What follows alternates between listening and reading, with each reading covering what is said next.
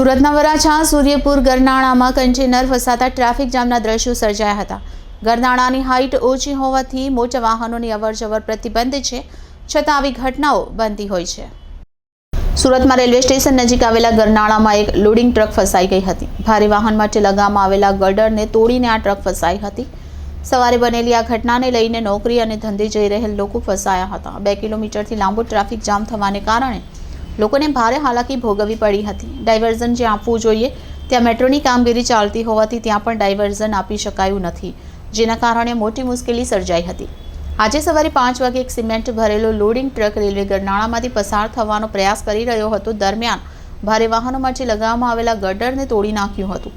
ત્યારબાદ ટ્રક ફસાઈ ગયો હતો, જેના કારણે ગરનાળાને બંધ કરવાની નોબત આવી હતી। સવારે નોકરી અને ધંધે જતા લોકોને ભારે મુશ્કેલીનો સામનો કરવો પડ્યો હતો। ટ્રાફિક જામના પગલે મોટી સંખ્યામાં લોકોને મુશ્કેલીનો સામનો કરવો પડ્યો હતો। આ ઘટના અંગે જાણ થતાં જ પોલીસે ટ્રકને બહાર કાઢી ટ્રાફિક રાબેતા મુજબ કરવાનો પ્રયાસ કરવામાં આવ્યો હતો। જ્યારે વરાછાથી સિટીમાં જતા લોકો માટે આ ટ્રાફિક ગામમાંથી નીકળતા અડધો કલાક જેટલો સમય લાગી ગયો હતો।